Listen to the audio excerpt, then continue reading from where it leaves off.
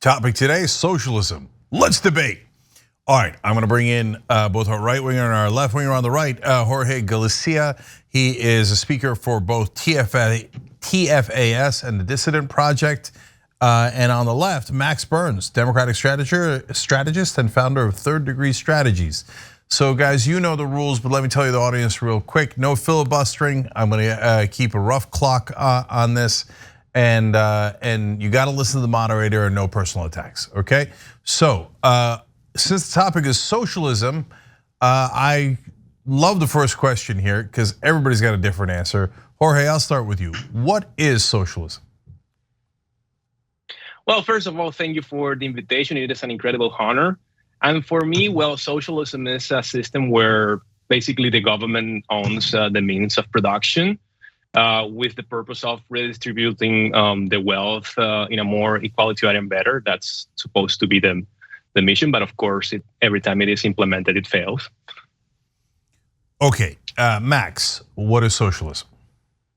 That is actually a little bit closer to communism. My sense of socialism, how it's used, at least in America, is government providing services that are otherwise, some would say, better provided by the private sector. And this is something that's a mainstream in most of the world and is regarded as very strange here in the United States. So Max, to be fair to the right wing, there are varying definitions of socialism. And some people, even on the left, perceive socialism as an effort to eradicate capitalism and have most, if not the entire economy, run by socialism. So how do we know what's the real socialism? Well, you're absolutely right. I mean, there's a wide range of political opinion on this, not just in how it's defined, but in how it's implemented and whether that is bad or not.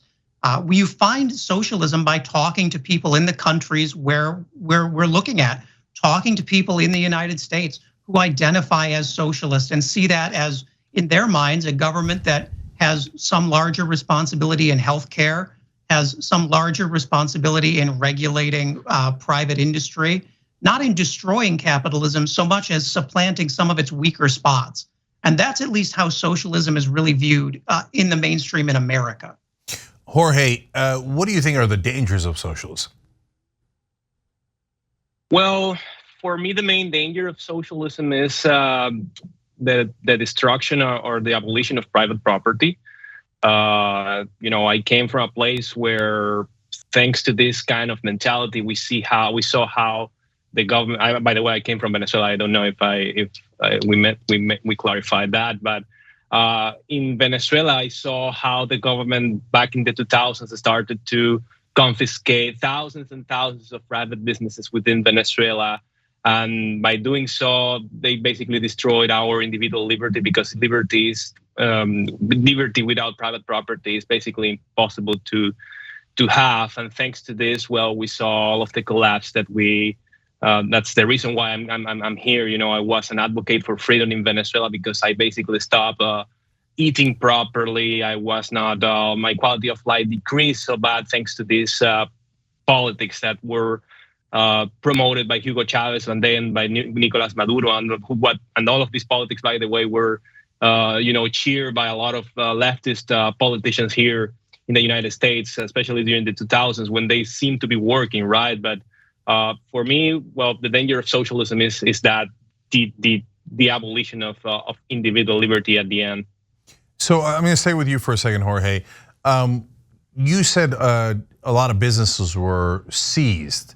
What do you mean by that? Were industries nationalized, or was it that the business, probably the businessmen involved, were not supportive of the administration? No, I would say, of course, that there were some minor sector of capitalistic of the capitalistic society that actually supported Hugo Chavez and Maduro, and maybe they didn't suffer the consequences that hard. But of course, a big majority of the business community inside of Venezuela did suffer all of these confiscations. Many of them weren't even repaid by the government by the time they were being confiscated. So Yeah, that's basically what happened. They just took their properties, and there was no legal action for these people to defend themselves. Okay, Max, Venezuela is a mess. So is that a fair point that socialism did not deliver for Venezuela? Yeah, I mean, listen, I have a great deal of respect for where Jorge's coming from. Had I grown up in Venezuela, I would likely have a very dim view of socialism as well. But in America, what we're talking about is not this kind of Venezuelan, Cuban, North Korean totalitarian socialism. It's the same kind of government's practice throughout much of Europe, including a lot of the Scandinavian countries Republicans were looking at for advice on COVID. We're not advocating this totalitarian system. And in fact, in this country, a lot of young people in both parties are moving to the left to escape that kind of totalitarianism that they see in full display among Republicans here. So Jorge, what about Max's point that the version you're talking about is not the version that's in America or Northern Europe, where you have stable governments and the government does a couple of things more than in a purely capitalist system? Not that any purely capitalist system actually exists. And so it's not anywhere near the threat that you're saying it is. Yeah, I do agree that, I mean, probably his views or many people within the Democratic Party views are not nearly as the same as whatever Hugo Chavez and Maduro are doing. But my problem, however, is that people have to understand that Venezuela didn't become what it is today from one day to another. And before Hugo Chavez, you know what brought Hugo Chavez to power in the first place? During the 70s and during the 80s and the 90s, we implemented a huge welfare state that everybody was, happy. A lot of people were, and this was done by democratic means. Our oil industry was nationalized back in the year 75, and during this year, well, the government started to spend like crazy. Free college for everybody, free healthcare for everybody. A lot of these things that a lot of leftist people are advocating for in America. We had all of that even before Hugo Chavez. But guess what? It became unsustainable. We started to suffer from inflation problems. With the business community started to just reallocate their businesses outside of Venezuela because taxes were, really high. The monetary, environment in Venezuela started to decrease. A lot of people started to become poorer and poorer. And in this environment, this is where Hugo Chavez actually, he saw the opportunity and he said. And he said to people, "Hey, look at this! Capitalism is failing to you. Elect me, and I'm going to, fix all of that." And by the way, the way he became popular is by he tried to overtake the government by the use of military force. So he never paid any consequence for doing this. But however, what I'm saying is, thanks to all of these ideas of having this state of taking care of, healthcare, college, or all of these other great.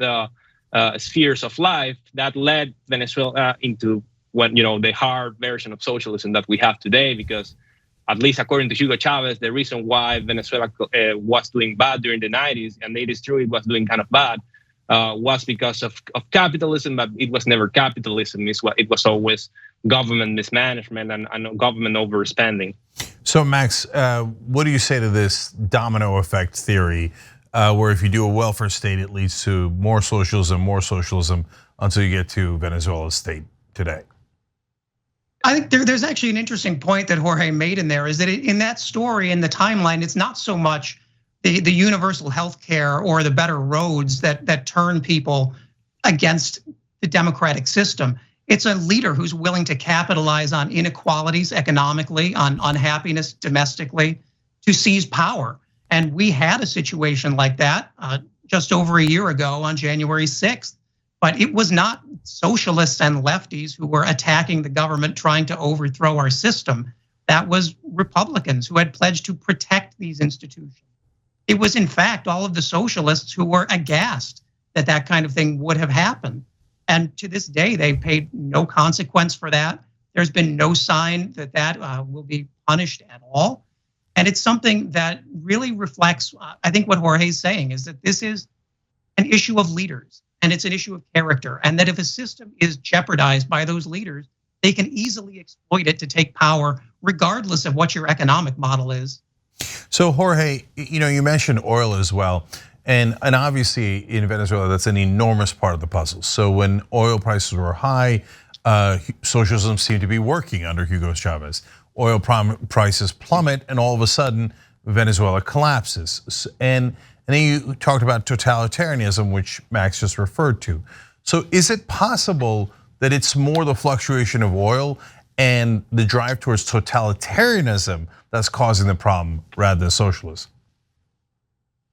No, I don't believe in that. I mean, look at Norway, for example. Norway also have a vibrant oil sector, and whenever oil prices go down, you don't see this kind of mess going on in a place like Norway because they have a diversified enough economy, right? The problem in Venezuela is that we didn't manage to accomplish that because when Hugo Chavez took place, he managed to basically confiscate all of these private businesses that were doing that were profitable and were somehow helping us to diversify the economy, and Hugo Chavez basically made us more dependent on oil. And when you look at the Norwegian example, for example, I have read a little bit about it.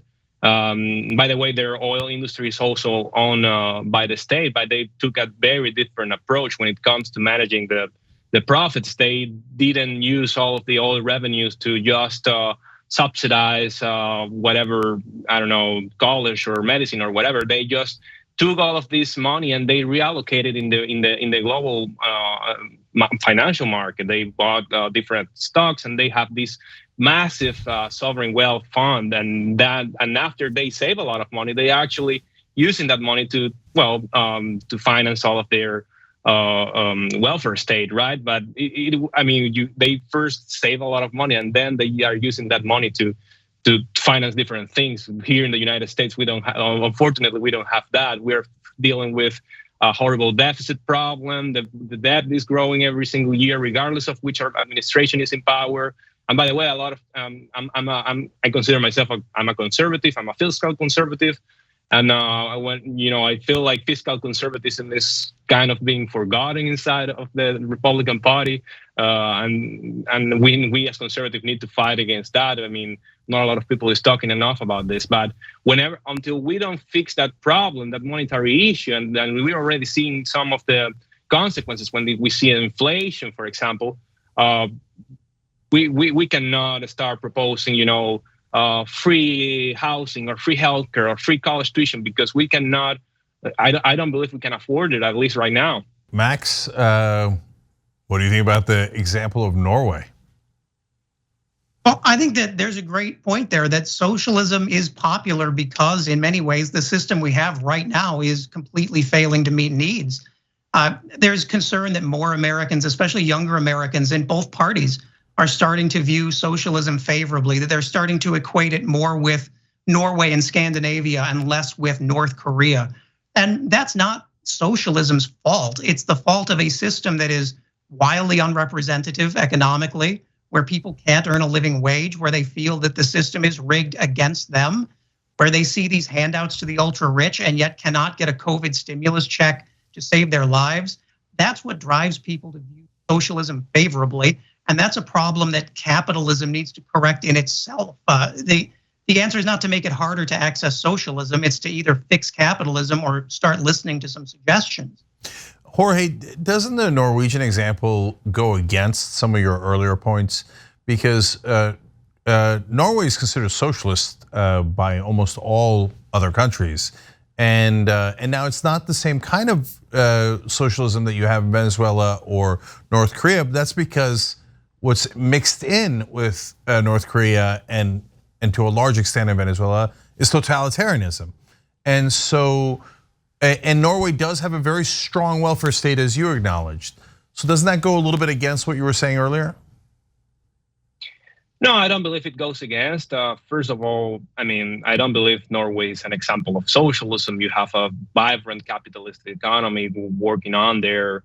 And their government is not running on debt to finance every single thing that they do, because they managed to actually first save a lot of money. However, I don't know if their model is actually something we could emulate here in the United States. You have to take into account things like the the number of the population that they have in a small place like Norway, and you have to compare that to whatever we have here. How diverse the U.S.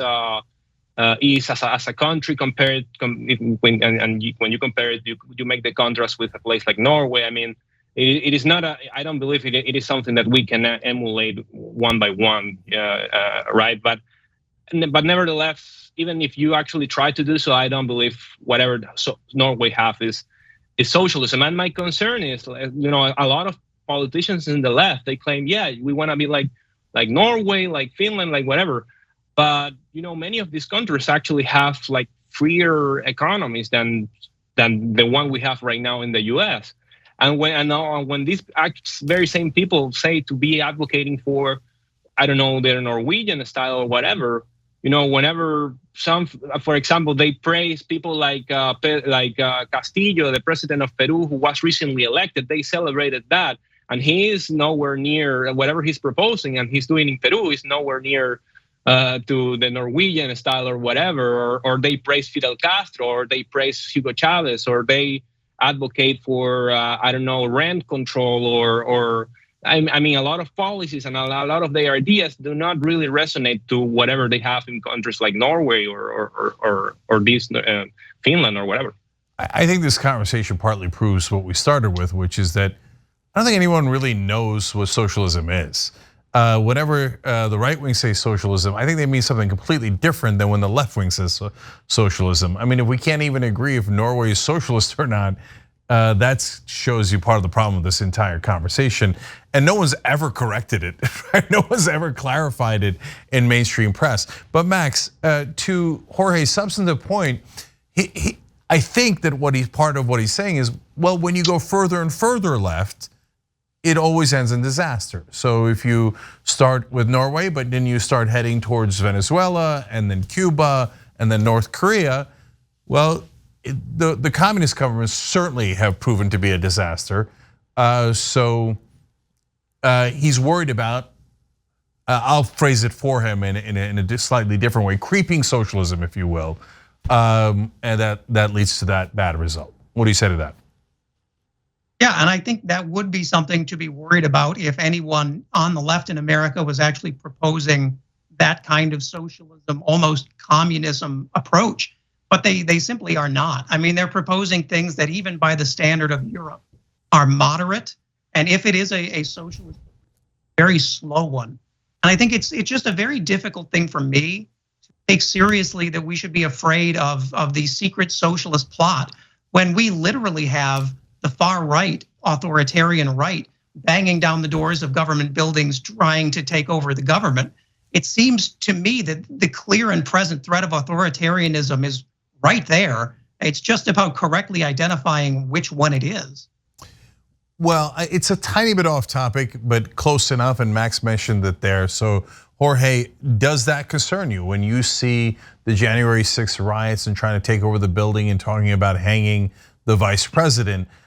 Doesn't that remind you a little bit of the totalitarianism you were trying to escape in Venezuela? Well, I mean, of course, I don't believe that socialists have like the monopoly on totalitarianism or doing bad things. I mean, I believe that either extreme is equally wrong. And don't get me wrong, I actually supported a lot of the things that Trump did during his administration, but that last thing during January 6th, I mean, that was the end for me, and I really hope he doesn't win again the nomination for 2024. But yeah, I mean, there are a lot of things that we need to worry about.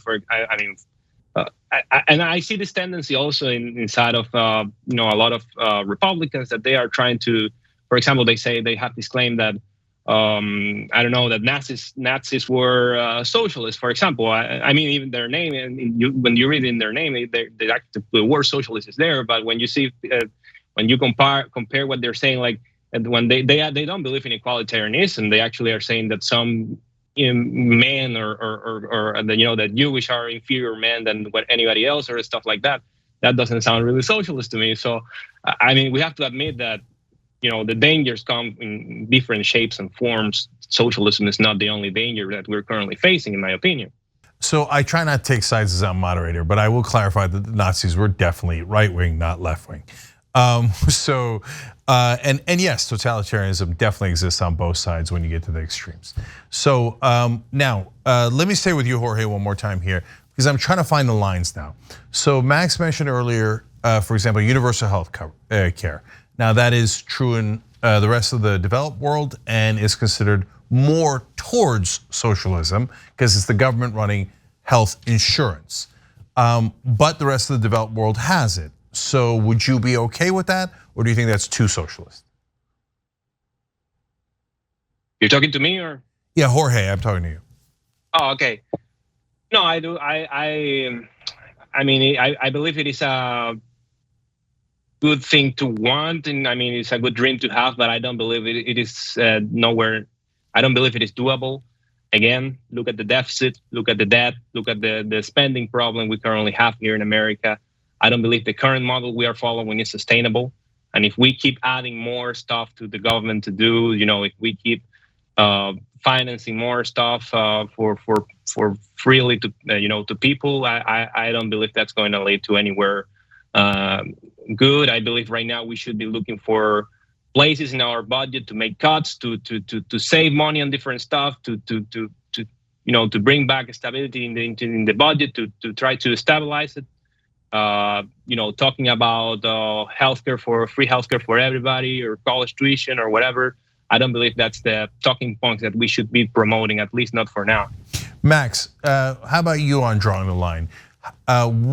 You're obviously for single payer healthcare. All right, we understand that. But how far would you go? Would you nationalize any other industries? I think personally, when you're talking about nationalizing industries, that is definitionally to me socialism. Whether that's wrong or not is where the debate is. I think that you're right that is something that would be socialist and also almost impossible to do in the United States. We have a poor track record with that. But I would say I think this is, to your point, revealing that socialism, at least in America, is very much like a vibe. You just sort of feel it when you feel it, and there's no firm lines here. And there's also no firm lines on what socialism is bad socialism, because we seem to have parts of it that some parties agree with, parts that others agree with, and some that just pretend that it is the worst thing to ever happen. So Max, let me stay with you one more time here. In the UK, they go further than socializing healthcare insurance, which almost, like I said, the entire developed world does, outside of us.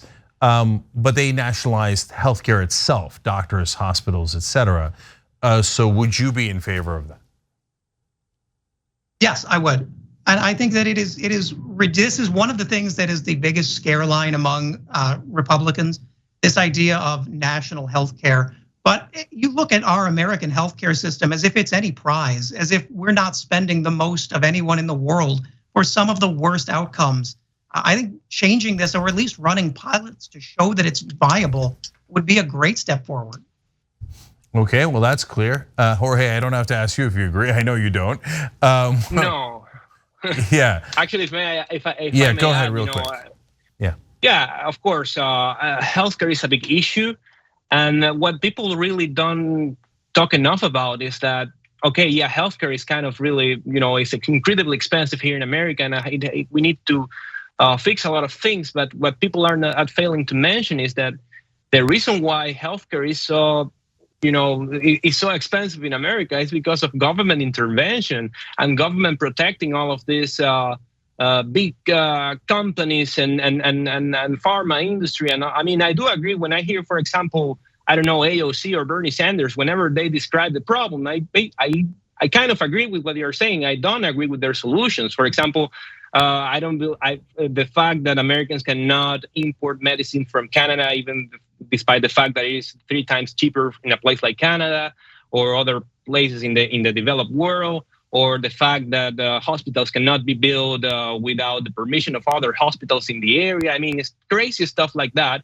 That is not a real example of capitalism, but an example of corporatism and protectionism. I believe that true free marketeers should be against that, and we should promote real free market reforms for the healthcare system, not more nationalized stuff. Because having the government involved is what created all of these problems that people are complaining about.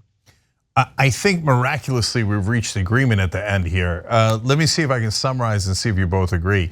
What we have in America now is corporatism, where corporations have captured the government and done monopolistic things that actually fight against the free markets. Jorge gave some excellent examples of it. And what Jorge is saying is, let's get rid of corporatism and move towards more capitalism, which is actually free markets, et cetera. And Max, you're saying, I think largely the same thing, except you would nationalize a couple of more industries and have a mixed economy. Do I understand that right? Yeah, I think that's broadly correct. I don't know if I would personally be the one doing the nationalizing, but yeah, I think if we can agree to end corporatism today, then we've made 80% of the progress to real solutions. Well, there you have it. I would. Yeah, go ahead, Jorge. May I? I mean, if we're going to agree to the fact that corporatism is the problem, then I believe that it really makes no sense to push for more nationalization and more government involvement, because corporatism is already a product of government involvement. We should probably push for the opposite side. Yeah, so then we're gonna get back into the disagreements, but okay, I like ending on corporatism, definitely bad. Bad for every part of the political spectrum, and of course, that's what dominates American politics. Oh well. Okay, but you guys were amazing. Jorge Galicia and Max Burns, terrific debate. Thank you, we appreciate it. Thank you for the invitation. No problem.